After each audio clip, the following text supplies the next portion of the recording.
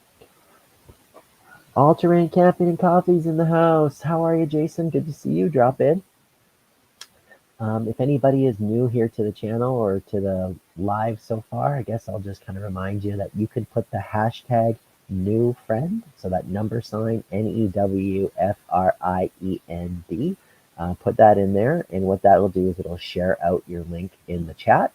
The panel is also open, so I can reshare that link shortly, but I do have the panel link open, which I'll paste here in the group for the group. So if you want to jump up anybody on the panel and kind of talk about your channel a little bit, you're definitely welcome to do that. And the last thing is we're helping out our friend JJ Little Show. JJ Little Show, when he clicked into the live stream today, he was 11 friends away from 1,000, and I think he's on 999. So let's try to get him to 1,000, or maybe even 1,001, 1,002. Let's just try to get him over the top to make sure that those friendships all stick in.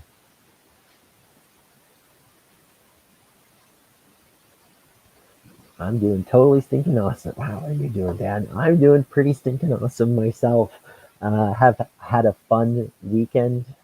We went and took our kiddos Saturday night to do some axe throwing, which was a fun little activity to take them out and do.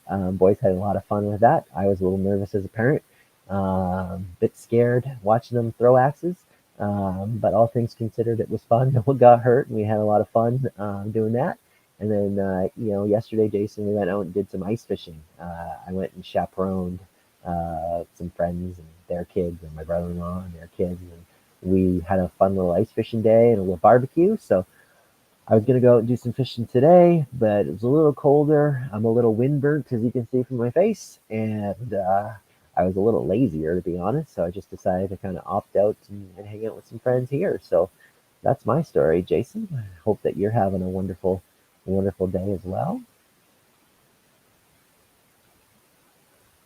That's too funny. One thing I'll do for people is just silence the phone or even earbud and just play their videos as they sleep. It's funny that I've also heard a rumor, though, and again, this might be a rumor, it might be fact, I don't know.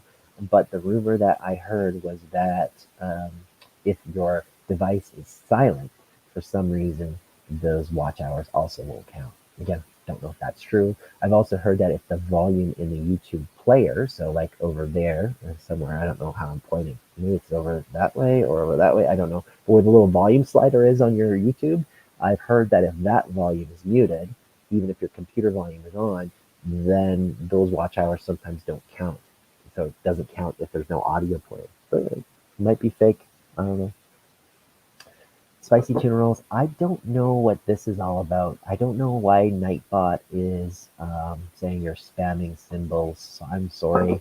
I just hired Nightbot, I guess, if you will, or signed up with Nightbot to help with the hashtag new friend kind of little initiative. But I don't know why Nightbot is policing this stuff. So if you want to let me know, like in the comments, maybe without whatever symbols it thought you were spamming, I can take a look at that and then just maybe change some of the filters so Nightbot's not being such a pain. Oh, JJ might have got it.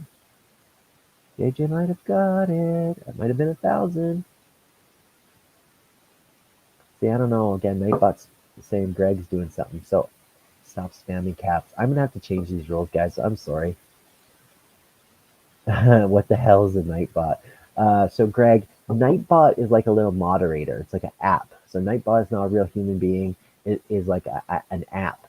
And so I've used Nightbot so that way you guys can type in your link, right, with that hashtag new friend, and it'll share your link out.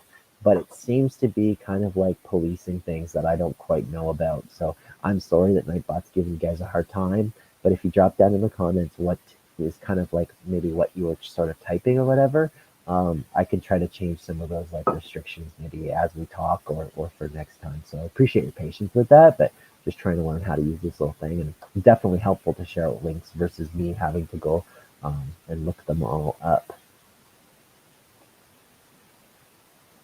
Been working on my loadout and packing on my baggage. Isn't that the funnest thing, Jason? Hey, when you're getting ready for a trip to like pack and unpack and slim down or take different gear around, it's just like absolutely the funnest. I have the best time doing that myself, and it's like a never-ending game of just like moving chess pieces around on a chessboard. So especially backpacking when every ounce matters, right? So I'm sure you're having some fun with that. So I appreciate you, excuse me, listening in while you kind of noodle around with your gear. Yeah, thank you very much. I'll train coffee and camping, and I appreciate that and get on your train as well. I love the friendships, man. Thank you so much for helping him out. Nightbot's being a jerk. Frig off, jerk. Yeah, we'll have to silence Nightbot, I guess. I don't know. I'll have to figure out what that's all about. Like I said, we'll just play along with some of the. Yeah, he's not a real person, just a robot. Thank you everyone for helping me out. DC Outdoors, I got the 1K. Whoop, whoop. Thanks for everyone getting me on the train. I'm thing for that.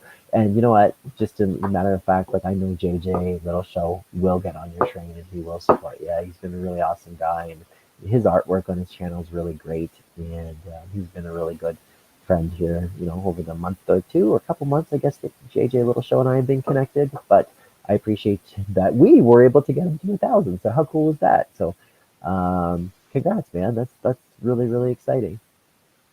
Face blue smiling. That's what blocked you, is just using emoticons. Hmm. Most people seem to turn a lot of the spammer filters off.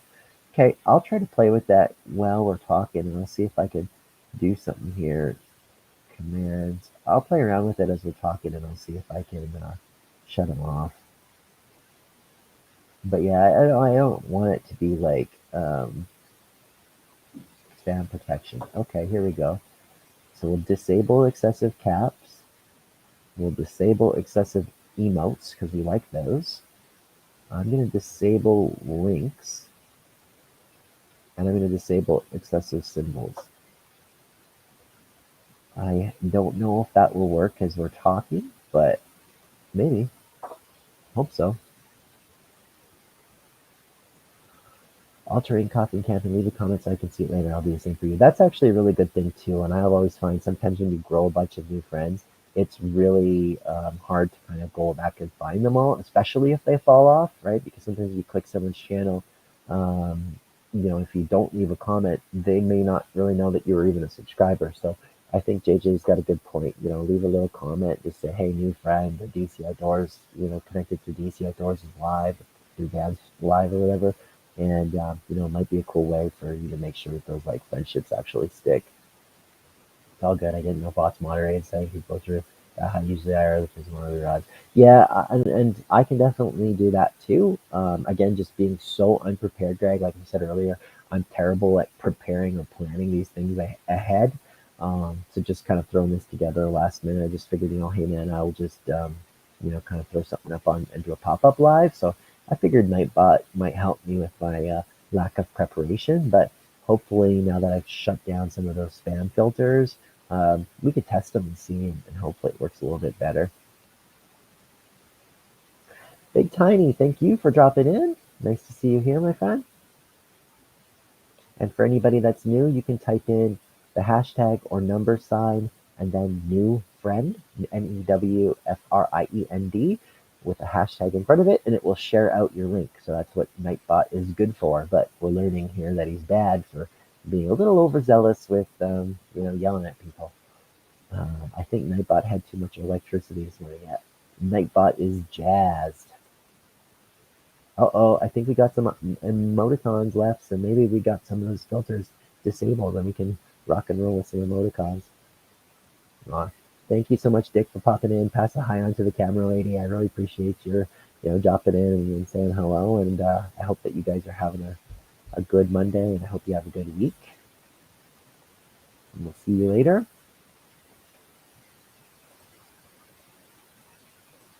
Yeah, that's pretty cool. JJ, I really appreciate that you've been sharing out your link as well. Not only have you been, you know, great about, you know, reciprocating friendships, but it's been pretty rad that, yeah, you know, you've also shared out some channels too, so that's really cool. When I sub to people, I always make time to go watch some videos and comment. I think that that's like I said, that's a great idea. You know, one, it lets them know that you're new. Two, it help makes that friendship actually stick, right? And plus, it's fun just to see what they're all about, you know. And I will be honest, man. There's been some times where someone will, you know, jump on my friend train, or I'll watch a video too, and it just won't be for me. And I'm not trying to push anybody away by just saying this, but I'm being honest, right? If what I'm doing isn't for you, um, not trying to sound like a jerk, but you don't gotta be here, right? And I want to have a community of people who are like-minded, who kind of connect with each other and support each other. And I've definitely supported all sorts of different content creators. Definitely stuff in the camping, fishing, hunting, MRE reviews, but also getting into homesteading and gardening and just variety channels and all sorts of different stuff. And I've supported some stuff that's a little bit out there outside of my niche, but as long as it's good people being authentic and genuine and being real good friends, that's what I'm looking for. I think it's genuinely pretty frustrating sometimes when someone gives you that subscribe and you see a comment from them and then you go to their page and reciprocate and you never hear from them again. That just doesn't make me feel very good. It makes me feel kind of dirty. So I always try to reciprocate as much as I can and always look for that back too, right? So um, yeah, definitely, JJ Little Show, you're a good guy. Kind of what I was saying is count on you to be there and support. Comments help videos get out there with the algorithm. They sure do. Yeah, they definitely do. Altering coffee and camping is saying hi to Rich. We got a chatbot's doing its thing, sharing out all terrain coffee and camping. So maybe what I'll do too is I'll tell you guys a little bit about all terrain coffee and camping. So Jason is the man behind the channel. So all terrain coffee and camping is the name of the channel. Jason is the man behind the keyboard. So Jason's channel, just kind of reading from his about page, it says, "Join me in Rio camping and brewing coffee in different outdoor areas and conditions." I love that. The thing that I like about you, Jason, is you're just a really authentic, genuine dude. You've done so many cool things to kind of support the outdoor community, and I've really enjoyed a lot of the different reviews and some of the little hacks that you've kind of come up with. I think that you and I may have met around the time that you were showing us one of your coffee grinders, I think. But I mean, honestly, it's who can argue that coffee and camping don't go hand in hand together. I mean, they pair together just wonderfully. Some of the best camping trips that I've ever had are the ones where you start the day with that nice cup of hot coffee. And I think that you're doing really cool stuff on your channel to kind of pair together, different coffees, but also different cool ways of brewing coffee, which I think is awesome. And a lot of little tips of keeping your equipment and gear clean. And yeah, I just love what you've been doing and really enjoyed our friendship and kind of with what you've been doing for the community. So definitely go check out All Terrain Coffee and Camping, and you can see the link there below. Jason's checking out the filters. Looks like we're doing good. Anyone else feels like a rock star when your comment put on the main screen? I just like putting it on the main screen so I can kind of click through them in some sort of organization and make sure that I'm seeing them all. It's fun to be able to see what you're putting into the chat. And so it's nice. But hey, man, I'm glad that you're feeling like a rock star. That's awesome, Greg. You are a rock star. Spicy tuna rolls, given the LOL. Altering coffee candy. My problem is I have subscribed to so many people and miss notifications. It makes it hard to see the new stuff when it comes out. Yeah, I'm the same thing. It's I was saying a little earlier before you got here. It's definitely hard because I follow a lot of channels, and yeah, if you miss a beat, you miss a couple of days doing something, you are so far behind the buck. It feels like you have hundreds of videos to catch up to, especially when some channels put out multiple videos a week. And Dicking Around Outdoors was saying too that it's sometimes hard as well, like with all of the shorts, right? So I try to be pretty good with the, I'll say actual videos. I don't mean actual videos, but like the regularly published videos. I try to go through those quite regularly. Shorts, I honestly probably miss a bunch. I try to go back to them. Sometimes you'll see me kind of check them out in bursts and little spurts. Same thing like with live streams, but live streams are hard too because it's just I often seem to catch them just on replays, and I'll kind of watch them sometimes while I'm like doing work or whatever around the house, right? But um, yeah, at the end of the day, Jason, your point is true. It's easy to miss some of those sorts of alerts, and it definitely makes it hard. And I know a few friends on this platform that have really struggled because you kind of like almost burn out, right, with keep it up. So I appreciate everybody's got their stuff and everyone's got their things going on, and sometimes you get a little bit behind. Um, but yeah, it's how it goes. Sorry, Dan, I'm cleaning bathrooms with my wife. That sounds a little sus for one, and for two, I'm glad I could be accompanied as you're snarfing toilets or cleaning out your shower or with whatever you're doing. Um, Love it. But hey, that's the multitasking, I guess, that we were talking about with live streams. But I've even listened to some, while I'm driving, so I'm not watching the live stream, right? It's like living in my cup holder, but I'm listening to it. It's kind of a nice format, almost like a podcast. So um, definitely have been known to do the same thing. Just to kind of multitask. I love Josh that you clean the bathrooms. Good for you. Yeah, he's saying the same thing. Here's with you. I always appreciate your support. Yeah, absolutely. I only knew you were live because I took a break from prepping my trip and went to my subscription tab. That's how it goes sometimes, man. It's like catching lightning in a bottle. And I was saying a little earlier that this was like totally unprepared. So I'm terrible at scheduling these things in advance. You know that, though. I think the last one I just popped on and you jumped onto it. I think on the panel one time, right? But I'm so bad with preparing these things out in advance.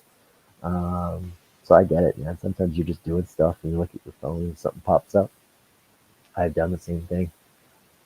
I was watching the Lefty EBC vid on carbon fiber knife scales and was lucky enough have live in my Navy right at the top. Sweet. No, I appreciate that you, Greg, were able to pop in as well. I don't know if I've interacted with you a whole lot in the comments, so I appreciate that you're here today, though, my friend, and it's nice to be able to talk to you in this format.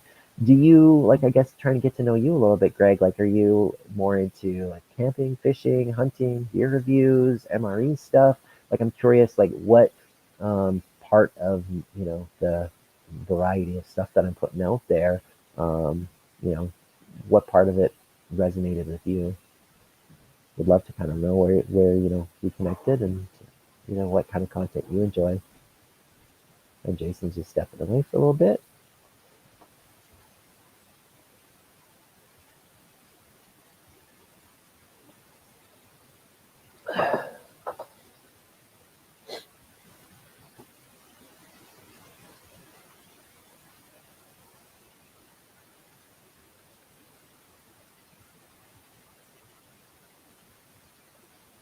Yeah, I'm glad we got the Nightbot stuff fixed up. That was kind of annoying for a minute or two. Don't know what it was doing, filtering everything. Kind of a bit of a tyrant. So I'm glad we got that under control. I didn't really like that it was doing that.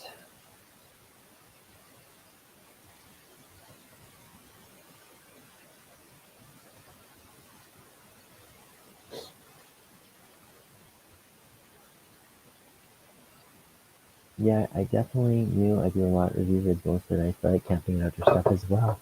Greg Vanderlip. Greg, do you want to drop me a comment? I can't recall. I just want to make sure that my friendship back to you has stuck.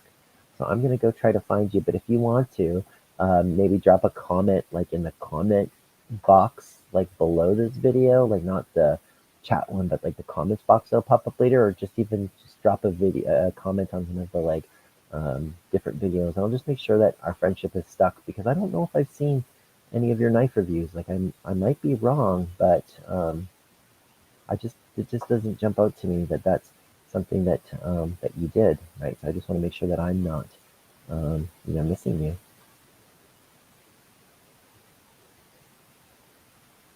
Yeah, so feel free to do that.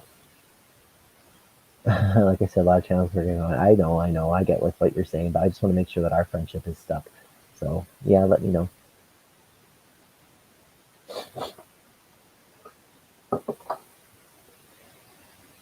Yeah, and I'm glad Nightbot is not being a jerk anymore. That's really good.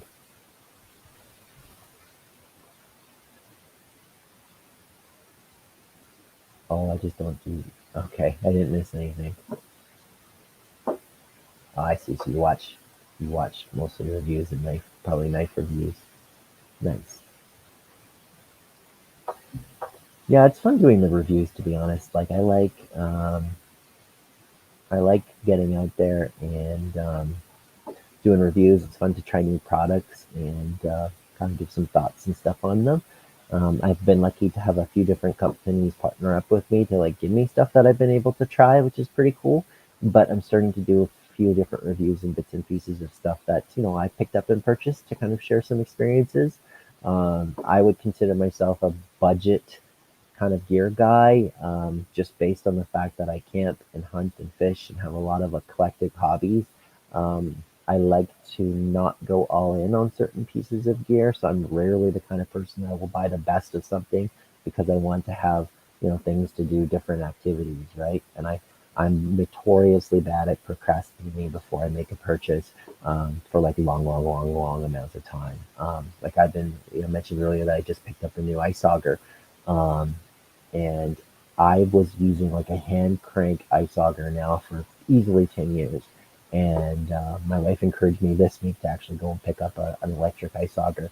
But I don't think I even would have made that purchase if it wasn't for her encouraging me to do that. But I think she's watched me sweat far too long, hand drilling 2 feet of ice. So I really appreciate that. But yeah, when it comes to gear, a lot of times I do like I said, I'll buy the budget stuff, right? Because I want to be able to, get the gear I need for camping, fishing, and hunting. So, but it's fun to get new gear. It's fun to try it out. It's kind of fun to put together thoughts about it. And definitely enjoy that. JJ will be there in an hour. I don't know what that's about. Maybe about the fish on outdoor. Maybe about um, JJ's channel hitting his 1,000. JJ Little Show is hitting his 1,000. Maybe that's what that's about. It's a great excuse to play outside. Plus, you get content. Chop, camp, fish. Yeah, 100%.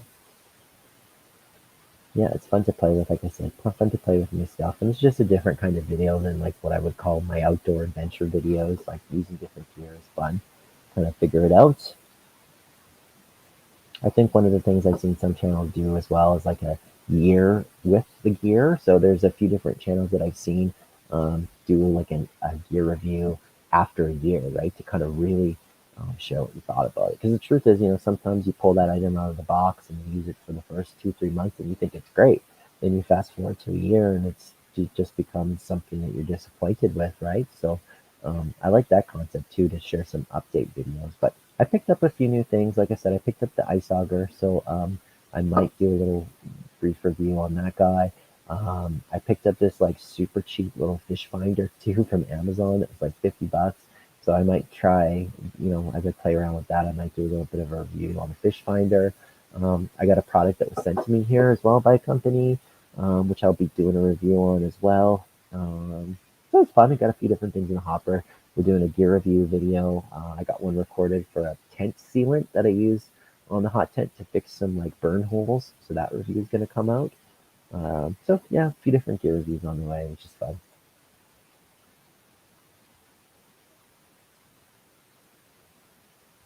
Heard that DCL have ties hanging out and still be like those socks still good and new. Yeah, 100%. I'm like the absolute like same thing. I know what you mean. Like socks disintegrate. Yeah, I wear the same thing, man. My boots, my shoes, like I wear them out to the fall part right on my feet. 100%. And like I was saying earlier, especially when it comes to outdoor stuff, having a lot of hobbies, right? I always want to, there's lots I like to do between camping and fishing and hunting. So um, yeah, if there's many things vying for my time, I got to make thrifty decisions to kind of pick and choose, what I want to do, right? Because I can't sometimes do everything all at the same time. So I definitely tend to buy like lower, introductory kind of cost gear. And I know that a lot of people think that's the wrong way to go, because like when you buy something expensive, sometimes it lasts a little bit longer. It might be lighter or have better features, but for me, sometimes, like I said, I find it easier just to buy something basic to get into it, and then I can always upgrade it later, right?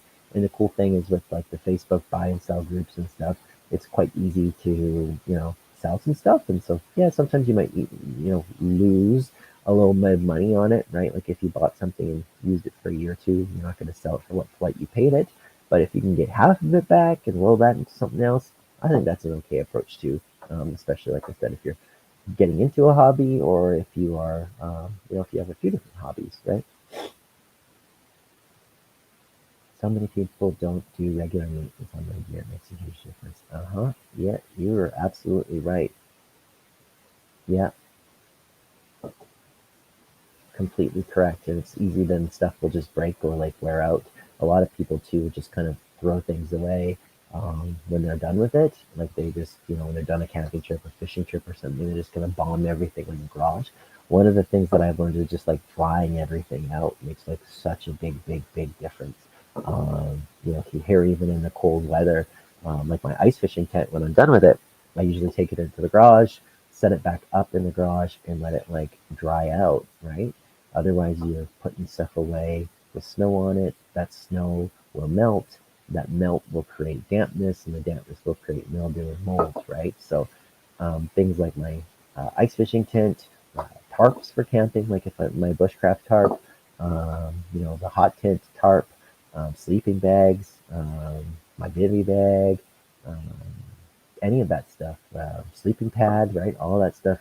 When I get home, it gets like strewn out, leaned on, you know, couches or chairs, and kind of like aired out and dried out. And you do that stuff, and then your gear will take care of you a lot longer than if you just throw it away, kind of wet, right? But I guess I'll remind everybody, like if I know that there's still a few people in the house, and I don't know if they're new, to the live stream or not. But again, if you use the hashtag or the number sign and then new friend, so hashtag NEWFRIEND, it will share out your link in the chat. So that's a good way of you sharing out your link to everybody else in the chat. So I encourage you guys to do that so you can make some new connections and make some new friends. And I have posted the um, StreamYard link, and it should be pinned to the top of this chat. So at the same time, too, if you are interested in like jumping onto the panel or kind of joining on the panel, you can definitely do that as well. And that's a great way. If you want to kind of talk about your channel in some added depth, you can definitely do that by joining in the conversation. So that's kind of fun too. So, but I hope you guys are all having a good Monday. Here in Canada, it's a stat holiday, so we are off today. No working today. It is Family Day here in Alberta, so it's one of the statutory holidays. Kids are out of school, and I am off, and as is my wife. We went out and did a bunch of ice fishing yesterday because it's a free fishing weekend in Alberta. So we hosted a bunch of kiddos doing some ice fishing, hot dog lunch, and all that good stuff. So that was a riot. I wish we would have caught some fish. Had a few bites, but no one was able to pull any fish out of the water. But it's honestly really filled my bucket, filled my heart, being able to take on some people who like probably would never have gotten that chance. So we had a lot of fun doing that, and definitely something I think we would 100% do again. But had a really fun day doing that, and the free fishing weekend's awesome too because sometimes, being honest, me taking out all those kids, I wouldn't be able to do it without their um, parents being there to also help, right? So the free fishing weekend's nice because parents can also fish without a license. Typically here in Alberta, anybody under the age of 16 doesn't need a fishing license. You can fish for free anyway. So kids can always fish free, but having the parents out there helping makes a big difference. And it was lots of fun. The weather was a little bit above freezing. It snowed a little bit, so it was kind of like a little bit snowy, but I think everyone had a real good time anyway. And like I said, at least, I got a bike, a friend got a bike, so there was a little bit of action, but it was just a lot slower than I think we would have liked. Welcome back, Spicy Tuna Roll. Appreciate you checking back in. I've been loving seeing some Spicy Tuna Rolls videos popping up in my feed too. So that was exciting to see kind of back making some videos, and hopefully we can see some more of you.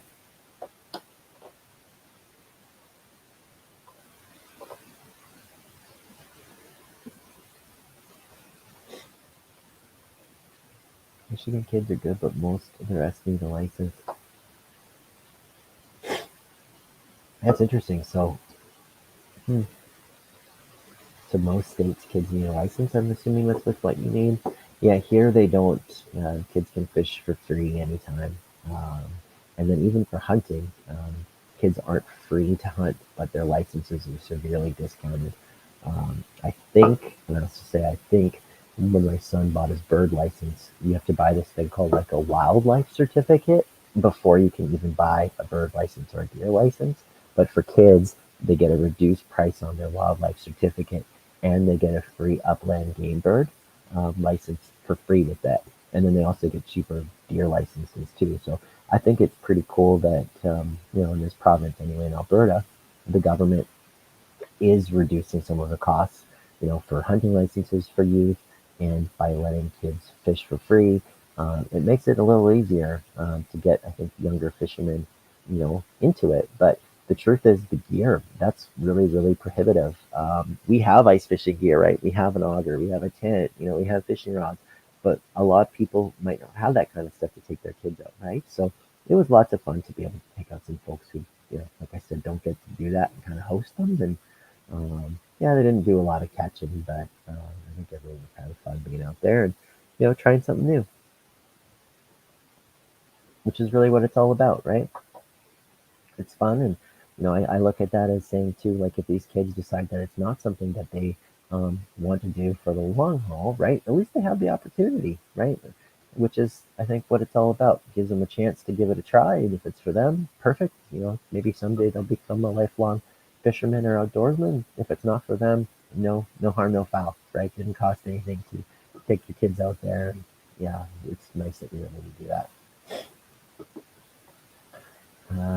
I usually just catch, release till get caught. A rebel like that. LOL, just kidding. Haven't done that since 20 years ago. Been that long. Geez, I holes. Yeah. I don't know what it costs for us here for a fishing license in Alberta. I think probably around like $30, maybe 30, $40. I don't even remember off the top of my head. Um, you know, I think it's 30 or $40 well spent. Most lakes are kind of catch and release anyways, but there are some lakes where you can catch and keep different stuff. The lake that we went out to yesterday, I actually have 2 tags, so I had to buy these like extra tags, but it will let me keep 2 walleye that are under 30 centimeters in length. So I usually don't try to catch and keep very many, but walleye is pretty good eats. So if I could bring home one of those or 2 of those, I think that would be nice, like a little table snack for the kiddos. So hopefully I can grab 1 or 2 here before the season is done. There's a couple lakes around here too where you can keep perch. Rainbow trout are quite commonly allowed to be kept because they're stocked, so they're not natural around here. So rainbow trout you can usually catch and keep too, but just fishing them is real hard because they're usually stocked in the spring and summer. So this time of the year they haven't been stocked since probably like September. So a lot of the trout lakes get kind of like fished through, as other people kind of like catch and keep them. Anything to get them off their phones. It's so funny though, hey, because Greg, one of the kids was actually out there like with his phone on the lake, just doing his thing. So, you can take them outside sometimes, but it doesn't mean that they're leaving their phones at home. And like I said, this little dude was sitting in his little chair, fishing rod in one hand, jigging, and then the other hand he's glued to his phone. So you can put your best attempt out there, but sometimes it doesn't always work. JJ Little Show is back from taking his dog for a walk. Good for you, man. Getting outdoors. That's what it's all about. Yeah, my wife is upstairs with our dogs. We have 2 Brittany Spaniels. He's about 4 years old. His name is Raider. And we just picked up another little Brittany Spaniel back in December. And his name is Max. And so that little dude, the second little guy, his birthday is in October. So I guess that would make him like 6 months or something. So he's certainly still a puppy. So it's been a bit weird having a puppy back in the house. They have way too much energy, more energy than I think we remembered them having. So the house has been a little crazy and hectic over the last couple months with having another puppy around the house. But it's been fun still too. And Max definitely keeps Raider preoccupied. But it's funny because a lot of the times Raider will also then like sneak to some other part of the house and kind of like hide from Max. So I think there's times where Raider's just like had enough of the little puppy like constantly harassing him. They like play like wrestling, right? So they're just like barking at each other and chasing each other around and biting at each other, and it's all, no one's getting hurt, but um, it's literally like a dog fight, so it can be a little crazy at times. I'm actually surprised that I don't hear them like barking at each other and stomping around just because I'm in the basement. So I'm surprised I don't hear them up above. But yeah, pets are definitely fun. A lot of work, JJ, but yeah, they're good. They're good. They're good times.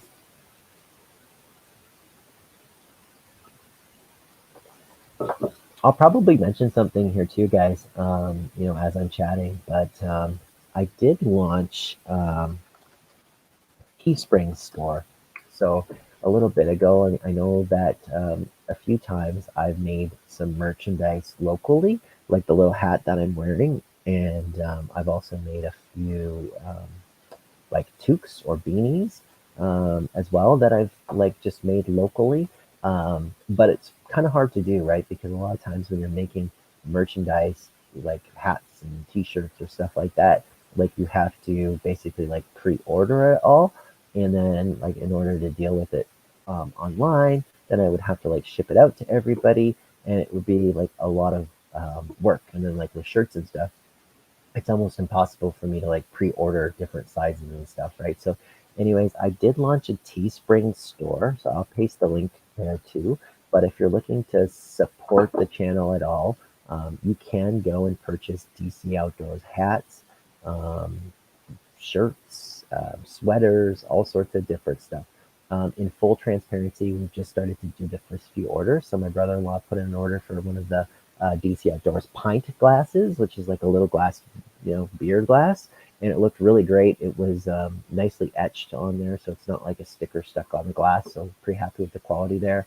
And I did order a few hoodies and a T-shirt. So I haven't seen those hoodies and T-shirts come back yet, guys, but once they do come back, I'll be wearing them in some of the videos and showing them off. This is not one of the hats from Teespring. This is a hat that I made locally, but you can also get some hats from the Teespring store as well. So I did paste a link there. I've tried to price everything at a really fair price where you can have DC Outdoors gear and it's not like priced crazy, crazy high, which means, full honesty, I'm not making a giant margin off of it, but I wanted to price it low enough so that way people could, you know, just support me by just wearing the stuff. I think that's what it's all about. But right now there is a code, so you can use early bird and get still 10% off of your order. So like I said, the hats, sorry, I ordered hoodies and t-shirts. So those things should be coming in here soon. So I'll share more about it, I'm sure, on like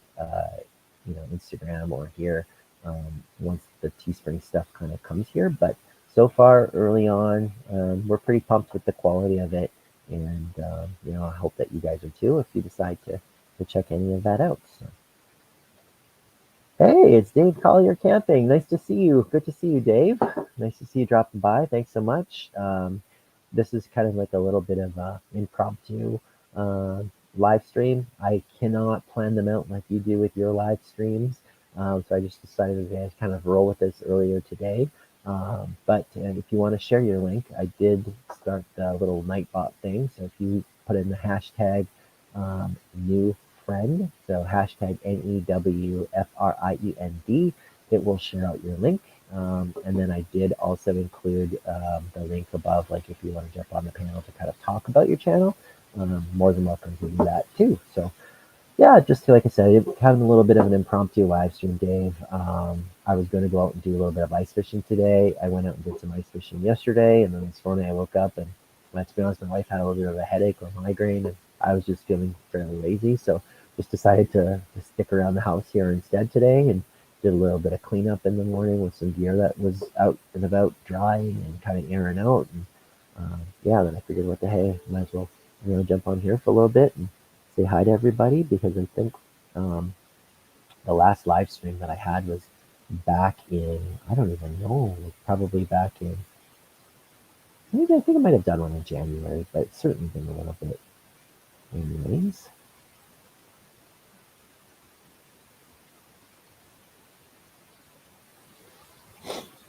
But it's fun to kind of drop in, and it was pretty awesome too, because JJ Little show, when we dropped in a little bit earlier, JJ Little Show was 11 subscribers away from 1,000, but he's been able to get up to 1,000 subscribers here just from like hanging out with us today. So it's nice to kind of help get him over the top. So that's kind of fun.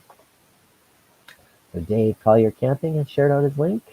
I'll tell you guys a little bit about Dave Collier Camping.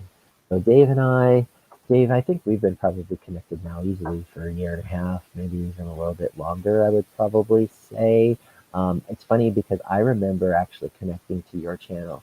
I think I just found you randomly, to be honest. I don't think I connected with you through anybody to get connected with you, but I recall actually looking for hot tents. And at the time, I think I was eyeing up the hot tent that you had, which was like the Lux one, right? And I remember connecting you just, I think, just doing random searches about the different tents. And then, like I said, I stumbled across your channel, asked you some questions about it, and was genuinely giving that one some consideration. Yeah, it was about hot tents. You're totally right. And at the time, I kind of went back and forth and back and forth. And I ended up getting the Cabela's one just because I could buy it locally, and I think it priced a little bit better for what I needed, and the size was a little bit better for the whole snack squad. But yeah, I'm rambling a little bit, but like I guess just to kind of give you a little bit of background here. So this is the description from Dave's channel. So most of the time I can be found camping, cooking, testing new and old products. I make handmade wooden forks, spoons, and sporks from wood that I find on the ground in the woodlands near my home. I love cooking with cast iron ovens and any number of other types of stoves. I experiment with old style cooking techniques. I love hot tent camping and being outside, southeast coast of Virginia.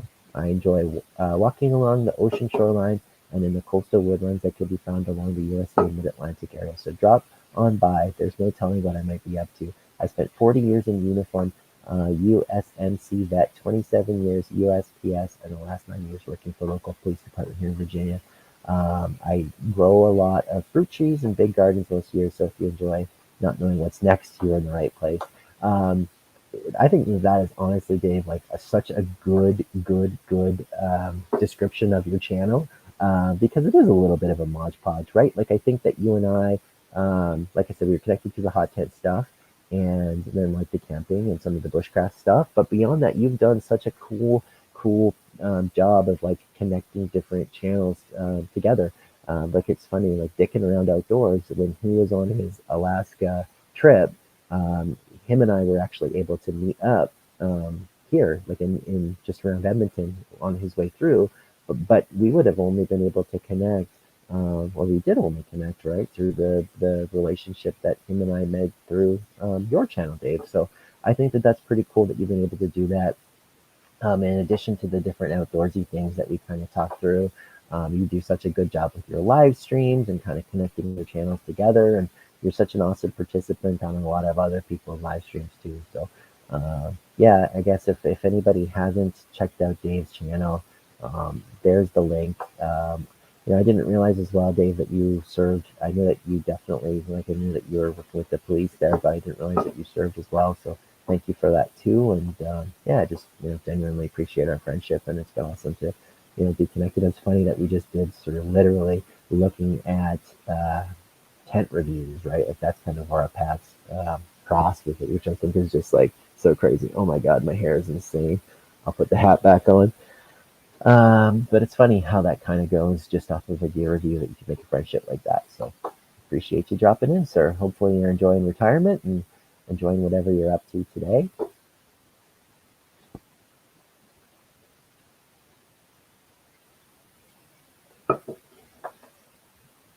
Yeah, it's crazy though that Lux is almost dead. That's crazy.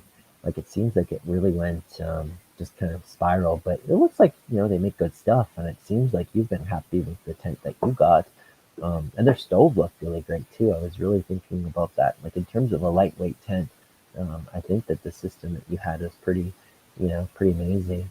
It just sounds like what their maybe their customer service and their supply chain kind of just fell right apart. Join our lives Wednesday, 5 p.m. Eastern. However, me and Al have switched times. Oops, I got a little pop up here in the corner. It's not going away.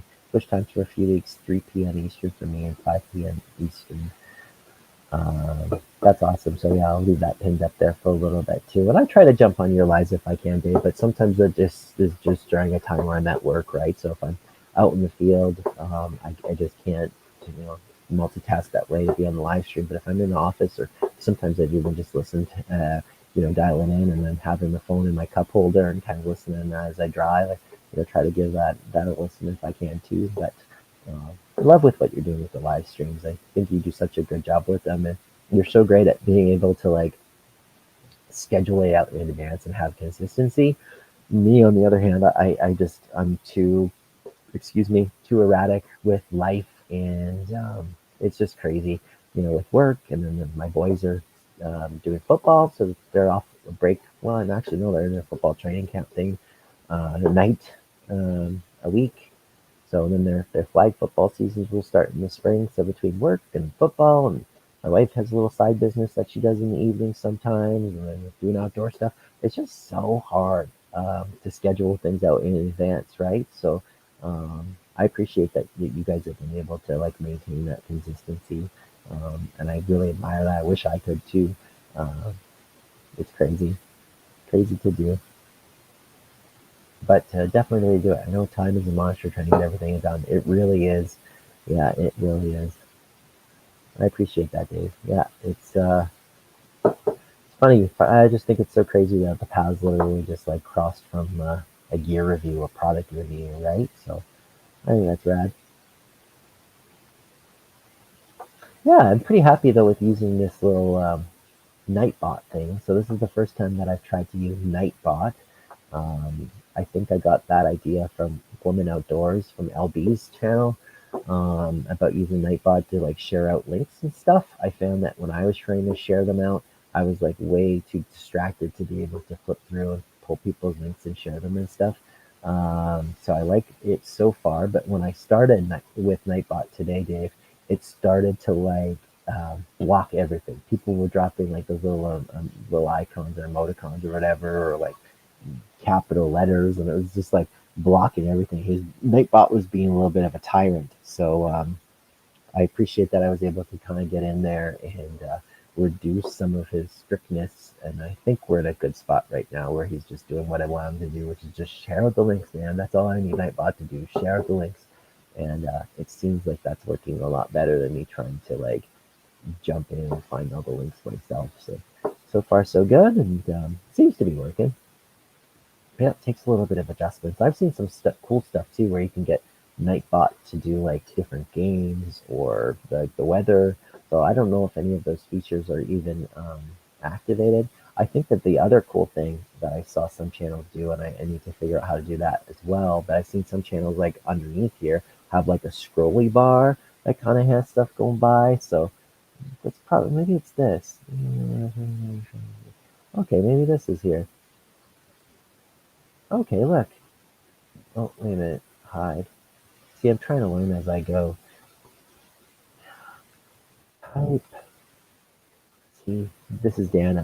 He's an old guy who types to himself as he talks. Type new friend to share your link.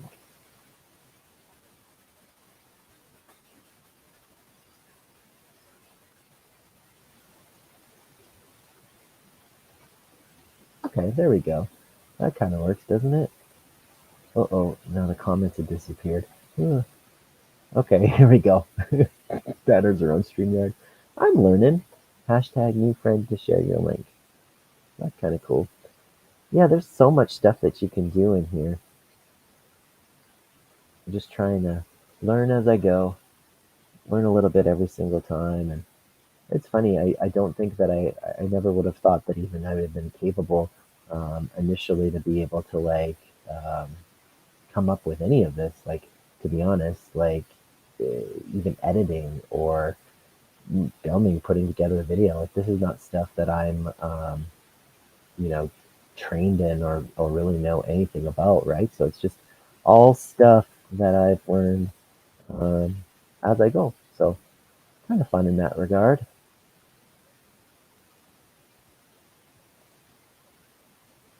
Okay, there we go. Wow, look at that. I appreciate that. Banners on stream shows on the banner. Yeah, looks better. Type new friend to share your link. That's perfect. Yeah, I think it was really cool to be able to help JJ Little there get to his 1,000. I think that's awesome. Woohoo! Spicy tuna rolls with the thumbs up. I love the signature thumbs up.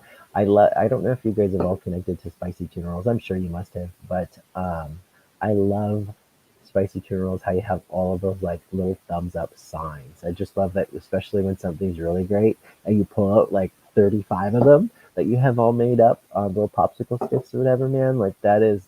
I always die when I see you do that with something that's really awesome. It's just hilarious. It's such a cool thing that you do.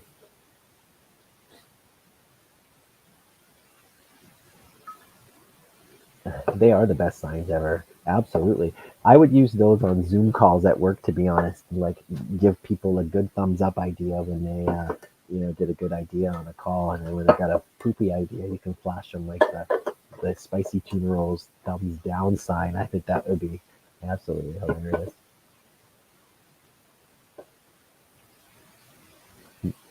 Tuna rolls, say hi to Dave. Cheers.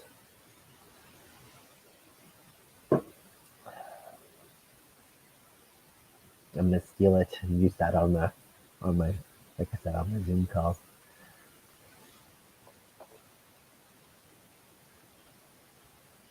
Yeah, I don't know what kind of outdoor stuff we're going to get up to the rest of the month. This week is like really cold. So right now, today, like I wish I could convert things on the fly a little bit quicker. It's -8 degrees Celsius right now. So let me look here real quick. -8 Celsius to Fahrenheit. So 17.6 degrees Fahrenheit is what the temperature is right now. The coldest day during the week is a high of -22 degrees Celsius on Wednesday. So that's the warmest, -22 degrees Celsius to Fahrenheit, which is minus. So that's the coldest daytime high this week is Wednesday, -22 Celsius, -7.6 degrees Fahrenheit is what it is at Wednesday as the high, right? And on the flip side, the coldest it's going to be this week is -29 degrees Celsius on Thursday. So, like Thursday morning, probably. So, -29 degrees Celsius is -20.2 degrees Fahrenheit. -20.2 degrees Fahrenheit. So, this is a cold, cold, cold week. So, this last weekend, so like yesterday when we took the kids out ice fishing, it got up to about 2, which is 35.6. So yesterday was like pretty nice to go take the kids out ice fishing, and then the rest of the week is absolutely garbage. So I'll be hunkering down all week. But I think next weekend it's back to like -2 degrees Celsius. For Saturday as a high, which is 28.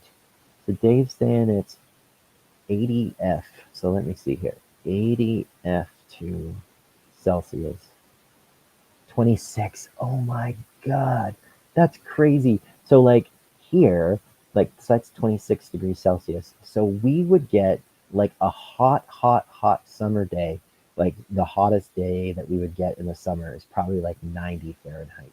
So, just by contrast. So, like, you're almost at our like hottest summer temperatures now in the winter. That's insanity. Wow. 57 Fahrenheit. Thanks for bearing with me as I convert these things. 50. Okay, so 13. That's not bad. So 57 is like 13 or 14 degrees Celsius. So that's pretty good weather for me. That's like nice fall weather or spring. Our hot day can get to, so I'm going to do more math here, 101 F. That's going to seem too hot, man. My skin probably started on fire. 101 F to Celsius. 38 degrees Celsius. Jeez. That's gross. No offense. I'm not trying to say that your temperatures are gross, but my body can't cool down that much, man. I'd be like having to just hunker down in the AC. Um, that's way too hot. 101. Gross. Insane. The crazy temperature swings that we can have in different parts of the world is nuts. So I'm looking at temperatures it's crazy what you and I are dealing with different just this week alone. Crazy. It can get awful looking to the USA. So I remember seeing some videos, Dave, when you're like in your office, just like dripping. Like you could see it would come across on camera how hot it was, man. So, um, yikes. Yeah, that is not fun. Yeah, you would need like air conditioner. That must be like a mandatory sort of thing down there to deal with temperatures like that. People must have air conditioners in their houses like all the time. Here in Canada, we have an air conditioner at home, but like most, I would say maybe like 20% people maybe have them. Like they're not like that popular, but I can't imagine, man, dealing with 38 degrees Celsius, 101 Fahrenheit. Ugh, that's no fun. No fun at all. You just want to stay at home and, I don't know, hope that you got a cool basement or like an air conditioner. Can't even cope with that. Yet, sort of pick your time outside when it gets that hot. Probably just do stuff in the very like early morning or the late night, right? Probably just too hot in the afternoon to do anything, I'd imagine. Even camping is terrible. I can't imagine how gross it would be to go out camping in that kind of weather. Like I love camping, and even like I was saying, like in the I guess 80, 90 range. Like I don't even want to be camping in that kind of weather. To be honest, it's pretty uncomfortable if you just want to sit, in the air conditioner. So I can't imagine doing anything that gets much hotter. AC on snowball, yeah, of course. Just kind of keep it running full throttle, I'd imagine. Yuck. Nope, not camping weather at all. Terrible. Shouldn't say terrible, but just not for me. No, look what else I can find. I can even change this to DC Outdoors Green. We'll put that as a nice, hopefully that's not burning anybody's retinas out. We'll go with a nice little green color like that.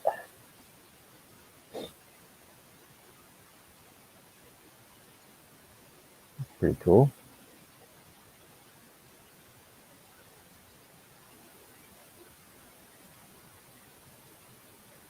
Kind of fun to play around with stuff as I go.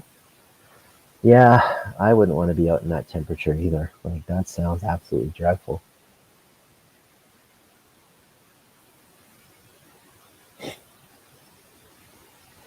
It'd be like hunker down inside weather.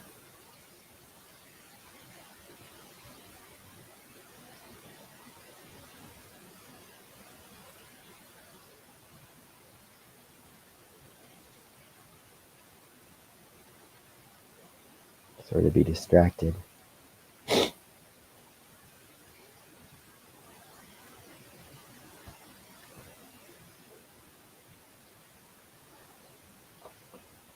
Yeah, we've only had, like I said, a few little heat waves where it gets anything over like.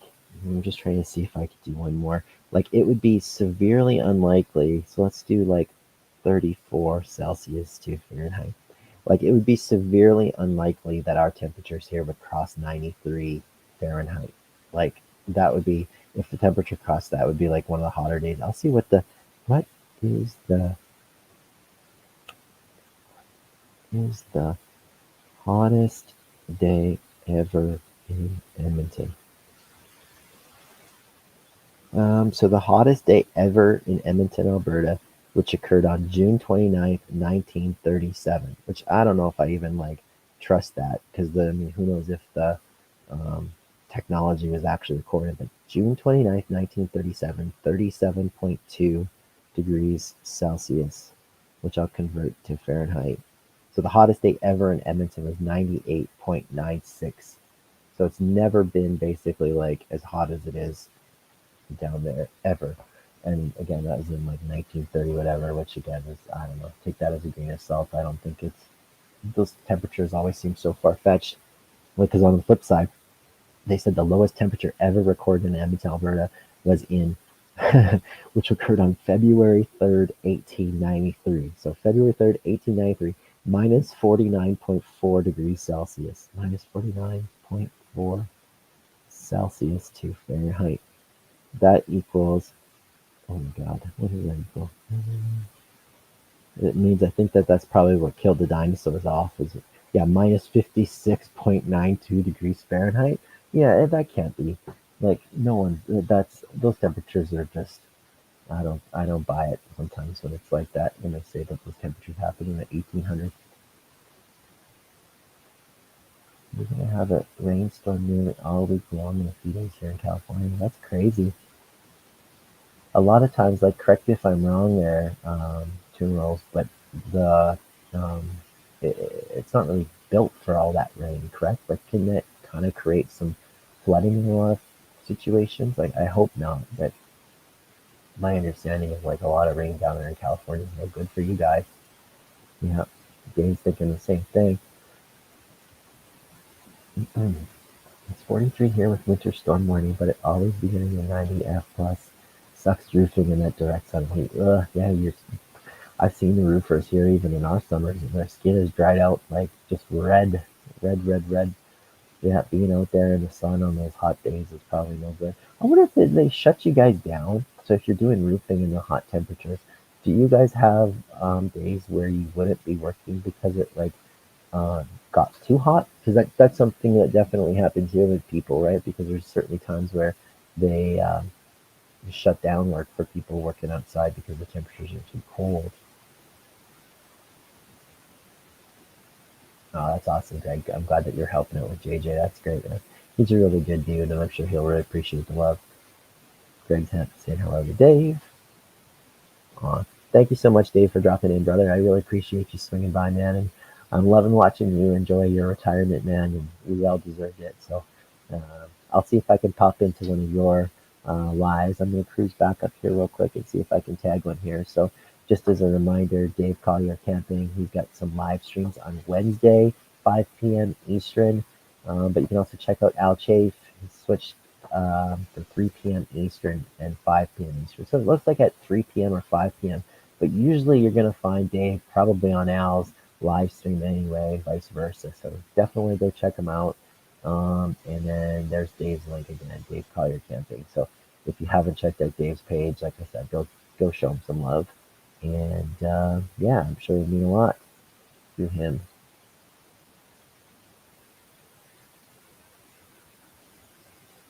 Oh no. Oh yeah, I've been puking sick and had hours to go. We rarely miss for anything but rain. Oh, that would be just dreadful. Be checking out.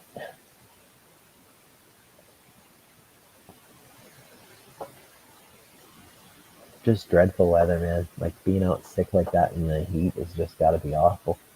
I can't imagine at all. Oh, ouch.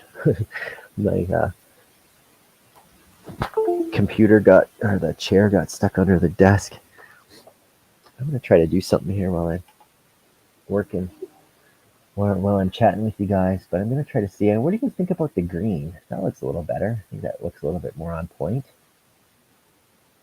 a little bit more on brand.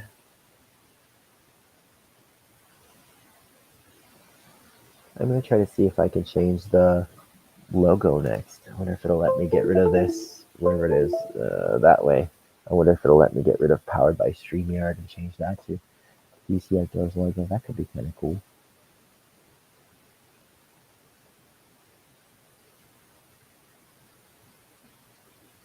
I don't know if it'll work or not.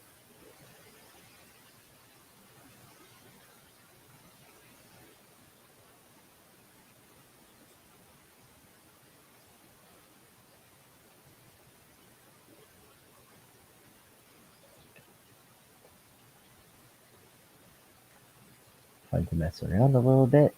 Hopefully that's not distracting to you guys. I like that. That looks pretty rad.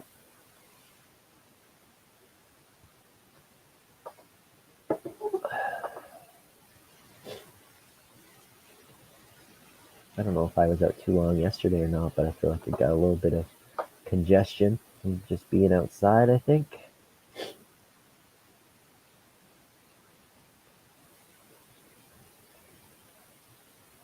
Well, that's cool. Look, it includes your logo now. I changed that.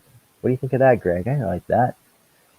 The logos and the little pictures are nice because sometimes when you're looking for channels, if you're just trying to type in someone's name, it's hard to actually track you down. But the picture, I don't know, it can sometimes help, especially like with my channel name, DC Outdoors. There are a few other DC Outdoors out there, so the logo is kind of like that little um, differentiator. So I like that. But yeah, sunstroke makes the rest of hours hard to get through. That's horrible, man. The sun just can, like, I am not a sun guy at all. And that's why, like, these temperatures that, Dave was talking about a minute ago, like in the upper 90s and 100s, I can't even. That would be so much for me to kind of like deal with. I don't think I could even do that. I would get so sick. Wouldn't be for me. I get like tummy issues and blah. You gotta be just chugging the water in that kind of temperature. I'm just trying to look. I got a computer screen behind, so I'm trying to just multitask here. Sorry.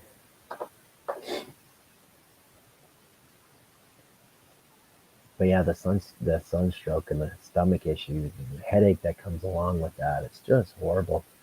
Completely horrible way to feel.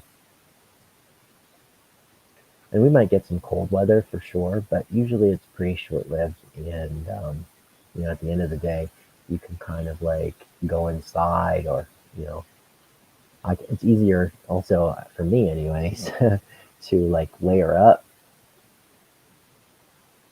I can't peel off enough layers to feel comfortable in like the 90 to 100 Fahrenheit range. That's horrible.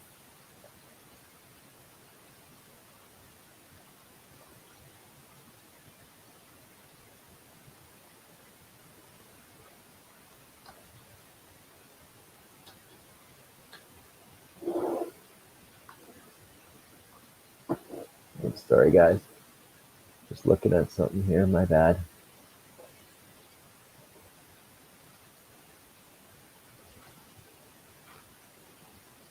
I'm almost done monkeying around. I think I'm done now.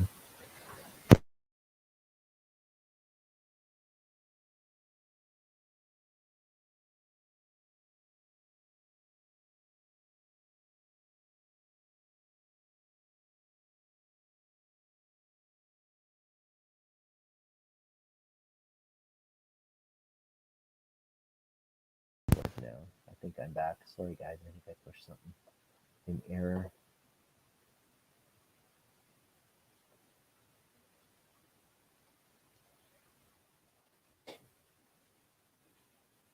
Monkeying around with buttons. Plus, needs spine surgery and now older with arthritis. Not supposed to lift more than 10 pounds and like 8-pound bundles with shingles sucks. Yeah, lifting those bundles on the roofs, like, what do you guys do? Like, you carrying that up a ladder, or do you get somebody to like help lift them up with, a forklift or something, or a crane? I don't know. Like, lifting those bundles of shingles up a ladder is horrible. Yeah, I go shirtless a lot in 2 foot snow and still sweating. That's too funny. Like, even when I'm out ice fishing, all the times I'll just like peel down. I usually will wear like a jacket and bib coveralls, usually with sweats under the coveralls, and then like a sweater of some sort and a t-shirt, right? And a lot of times it could even be like minus 15 degrees Celsius, and I'm peeling out all that and you get moving around. So I can imagine. It drives the boss crazy when I do it. It says seeing it makes him cold. I guess I'm just warm blooded. Yeah, it's got to be a lot to do that work, man. That's not easy. I can't imagine.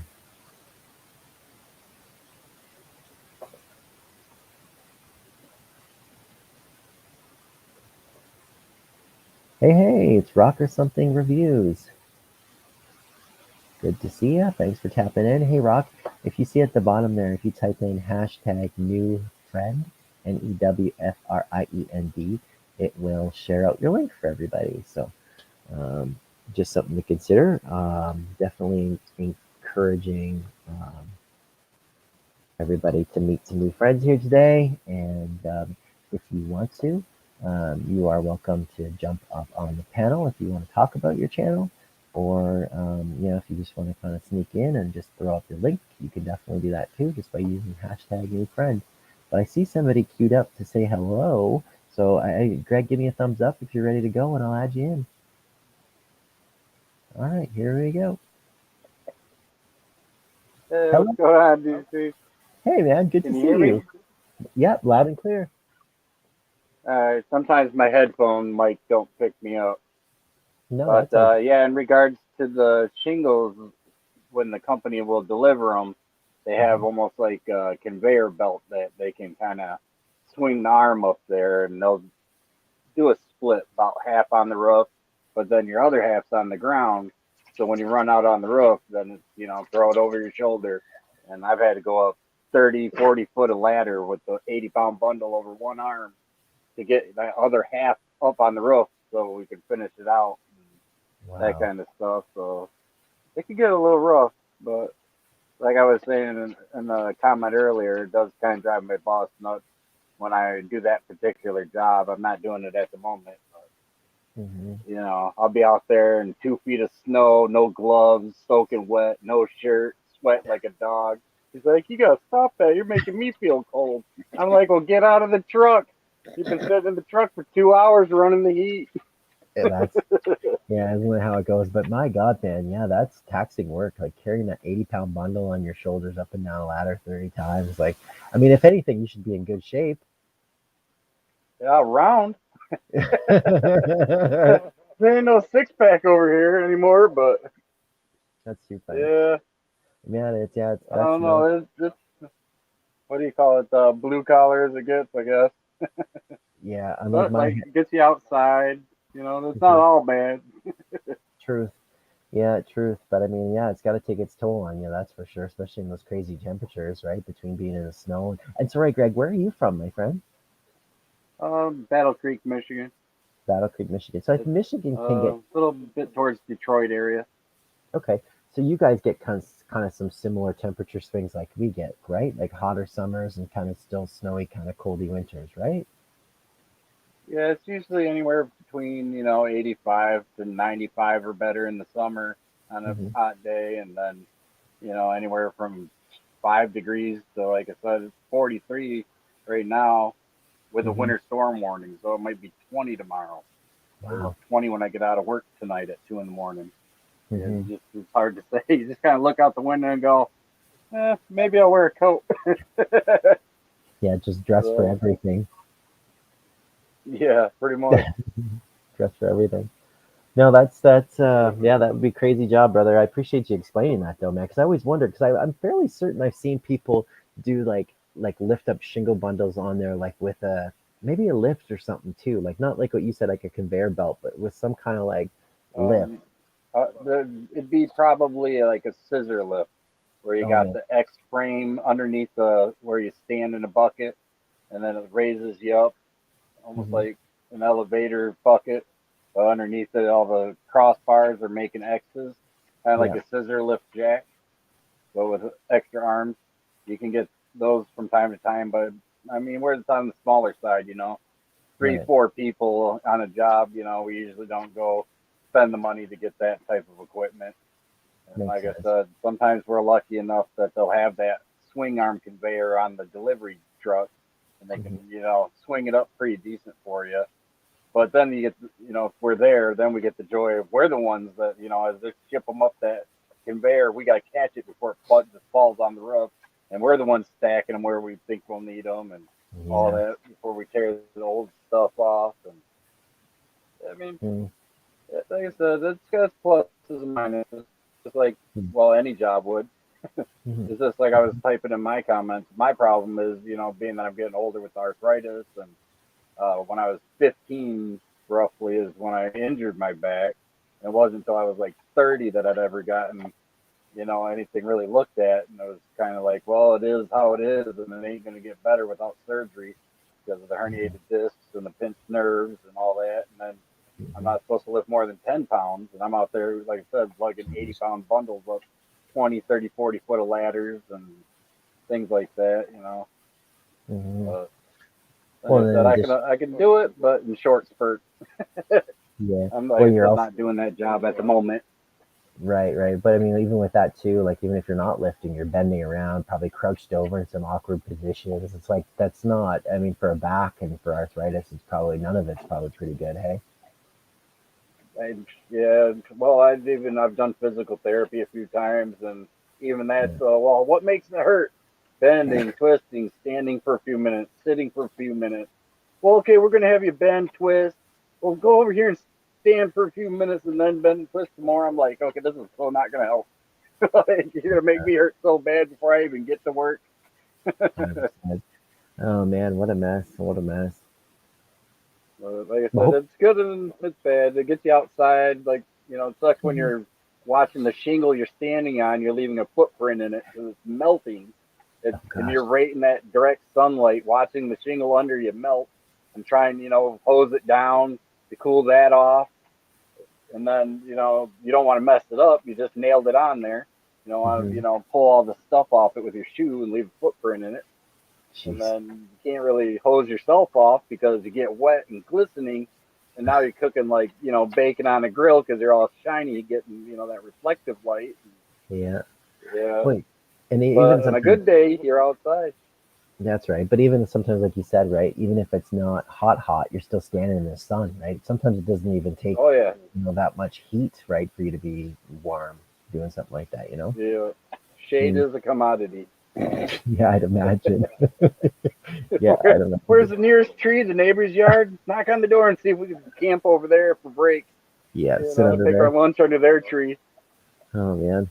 Uh, So what are you doing then in the wintertime if you don't mind me asking? Because you're not shingling this time of the year, I'd assume.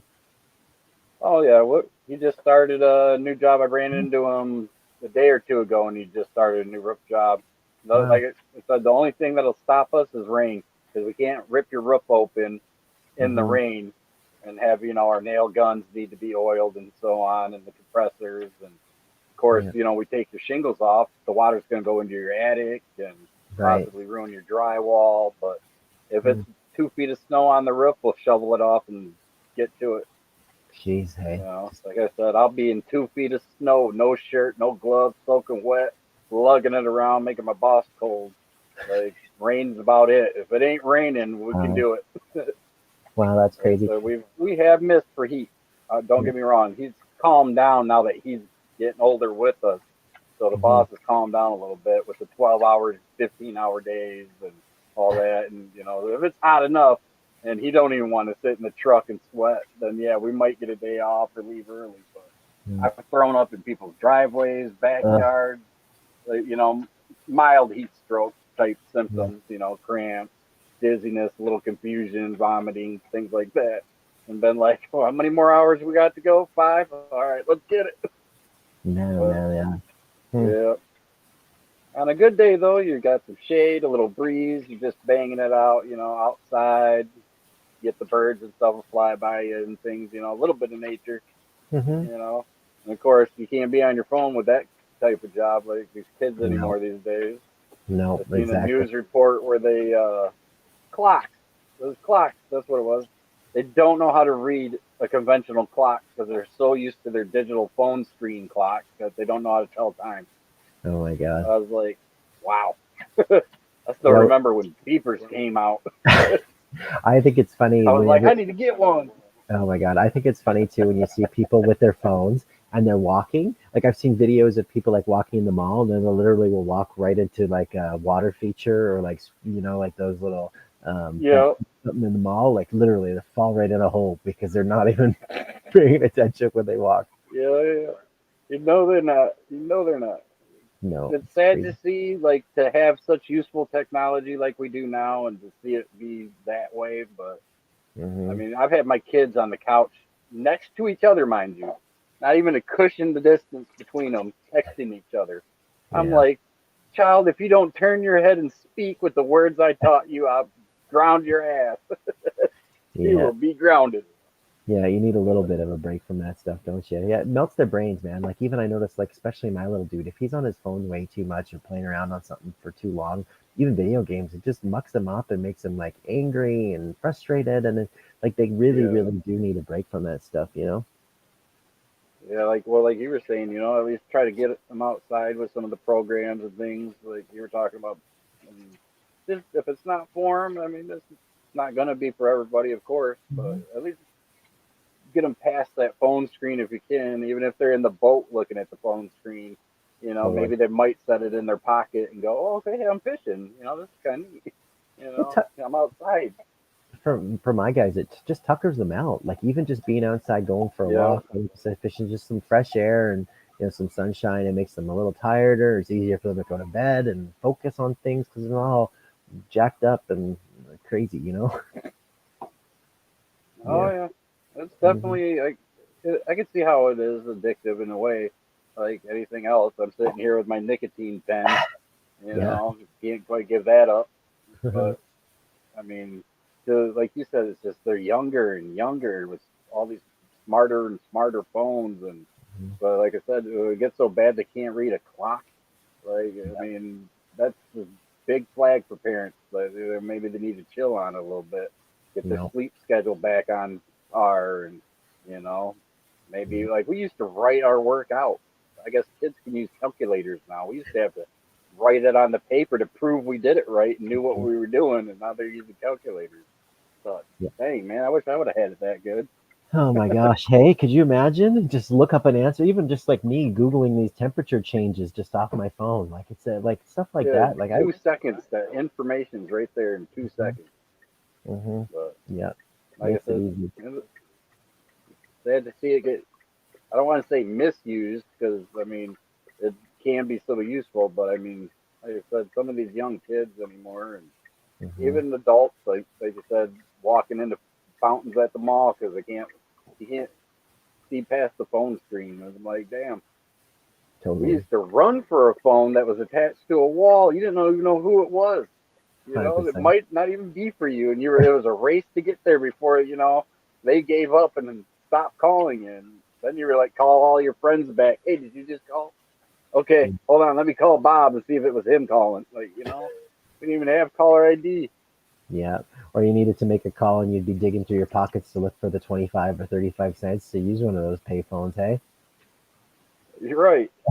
I still actually, one of the stores I'm working at right now, one of the party stores I work for, still we have the box and everything, the pole, but somebody had ripped the damn phone off it. But before we actually had the whole payphone for a minute.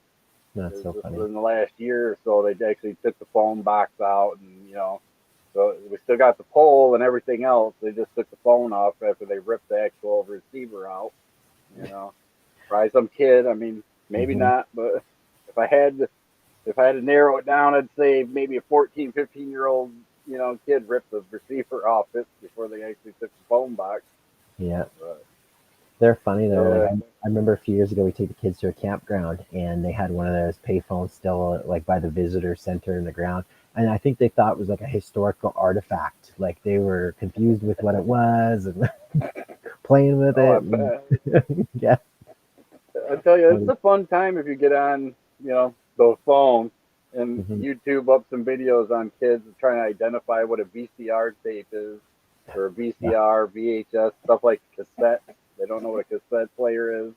That's a good time. Watch them. Is it some kind of music player? Yeah. Yeah. Heaven forbid we bring up 8 tracks. I still remember 8 tracks and record players. Right. I had what was it? I know I was a younger kid, you know, 9, 10, 11, probably 9, 10 area. But I still remember getting Prince's Purple Rain album on Oh, record at a garage sale with my grandparents, and I was jacked. I was like, "Oh man, Purple Rain! Look at the cover on this. This is badass." You yeah. know, That's too funny. crazy days anymore. Yeah. Now you just got access to every single thing off that little box in your pocket, right? You know it. Mm-hmm. It's definitely in my pocket. 100%. All these EDC videos and review videos, like nobody ever mentions the phone that does. They don't leave it out. I've seen them with the battery charger pack for their flashlights and phones. You know, great piece of equipment. Always Yeah. good to have a little extra power on hand in an emergency. Hmm. But never see them mention how like 9 times out of 10 they're going to be using it to charge their phone to call for help.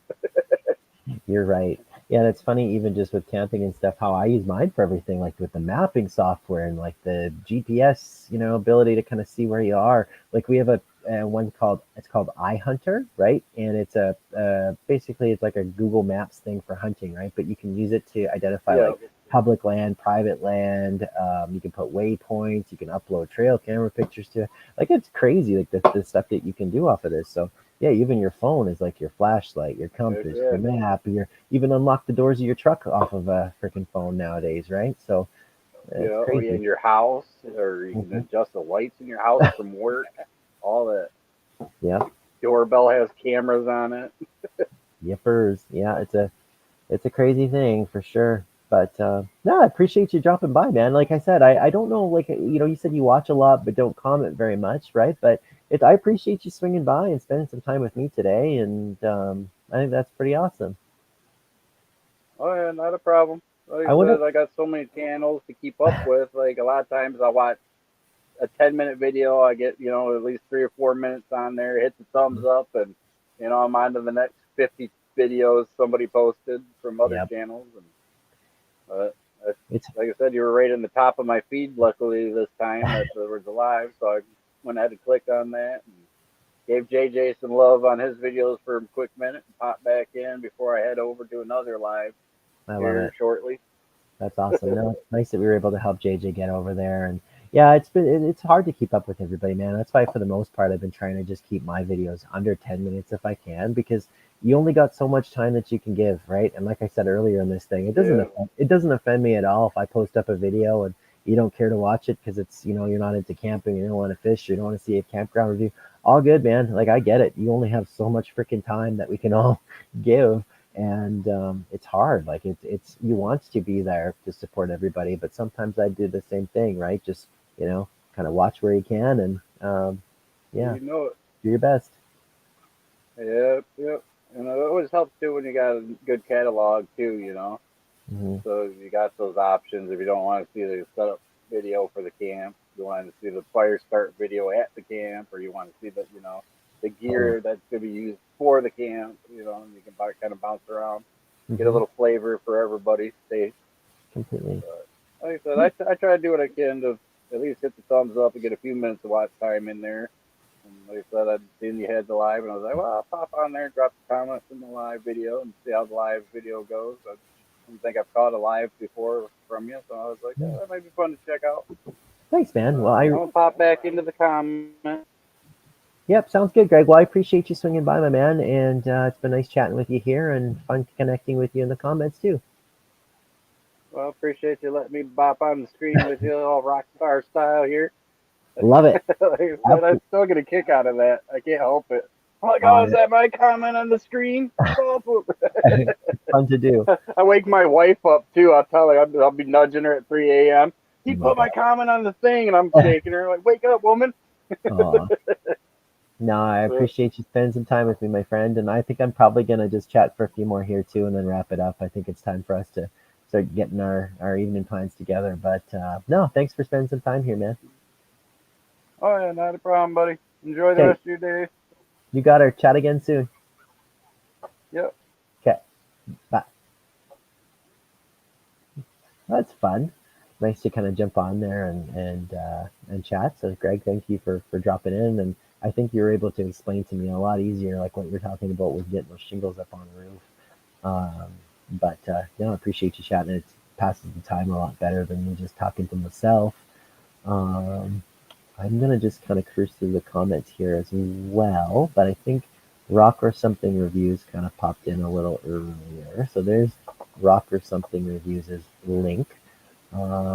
I'll tell you a little bit about Rock or Something Reviews. So um, I think I've been connected to this channel for maybe a couple months would be my guess, maybe a little longer than that, but I think we're relatively recent to connect. So Rock or Something Reviews has 374 subscribers. With the description, you're going to see here, this channel is a different type of review platform. The channel is about reviewing various military, civilian rations, and MREs, including small batch camping foods and various other food-related content such as coffee, etc., to the sound of relaxing music. You probably know about this stuff This is why I choose not to educate through talk, but rather to entertain with fun visuals and music. This is a place to come watch with no talk and no stress. So tap in, listen to music, and relax. So that's the channel. So you're gonna find lots of different food reviews. So I can see that he's been doing some of the packet gourmet meals lately.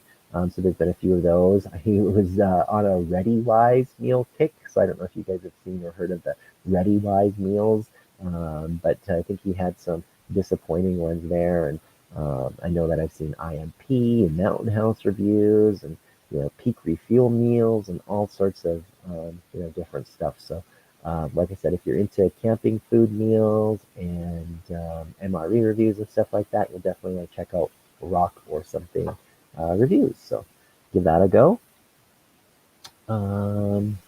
Best Relax has just popped in. Give us some thumbs up. So thank you for dropping in. And JJ Little Show is going to go eat some dinner. Oh, I just made a video about his 1K. That's really awesome. That's really awesome. I'll have to check that out afterwards. And it was nice that you were able to help him get up to 1,000 subscribers. So I've been going here for almost 3 hours, which is insanity to me. So I'll probably start to wrap this up myself to kind of get a move on here with the rest of the day. I can hear my wife upstairs with the kids. I'm sure everyone's getting a little stir crazy, and it's 4 o'clock here Mountain Time. So I'll probably, like I said, start to wrap things up here, as we go. What else can I tell you guys? I guess as it stands, no, I appreciate you guys sticking around. If you made it this far, we had lots and lots and lots of folks kind of pop up and say hello and share some links. So I hope that everybody was able to, meet some new friends and connect with some new folks.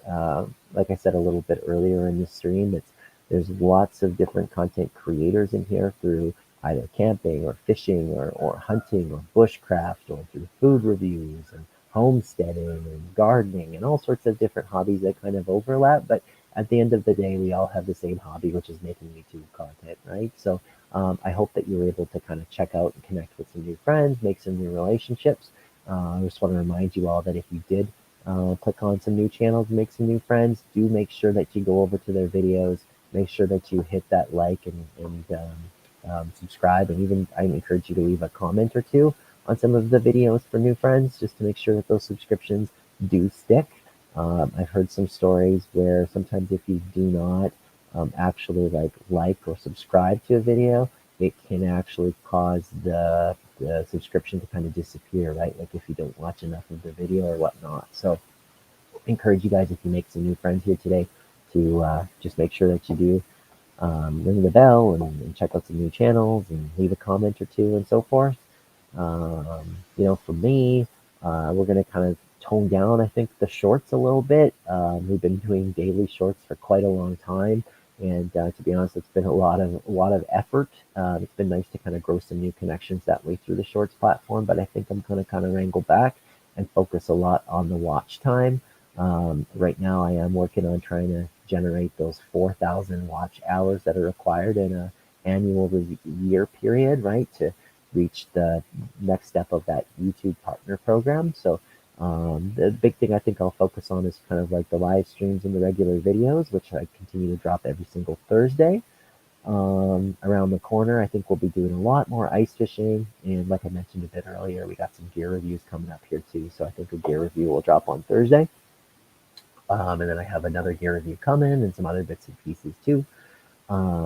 If you haven't connected with me through Instagram or Twitter or Facebook, I am on all of those platforms. So you can totally check me out through any of those kinds of avenues. And, like I said, I do post a lot of pictures and some, little reels, I guess they're called, on those kinds of platforms. Sometimes the reels do overlap, what I'm posting on, YouTube and the shorts, but primarily, like I said, you can connect with me through some of those different outlets. I'll actually send this out. I think that this is the easiest way to actually connect with me on a lot of the platforms, but this link is my link tree. So you're going to find links to my Facebook, my Instagram, and the Twitter account by clicking on this link Linktree. So here's the link there.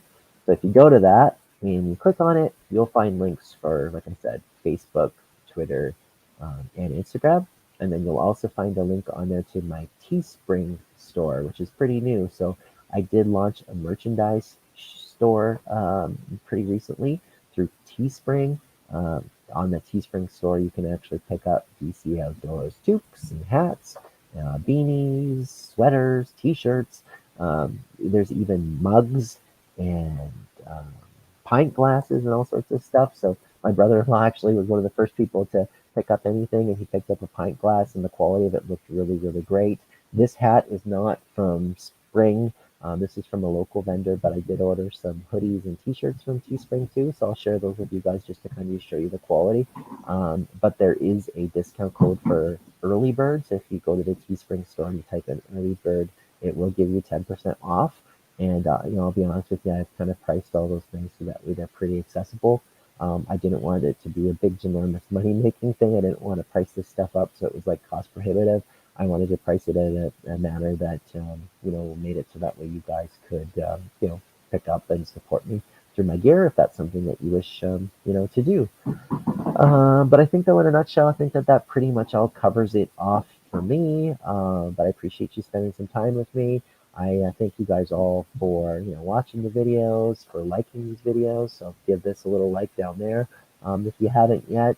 And like I said, thank you guys for all of the ongoing support and encouragement.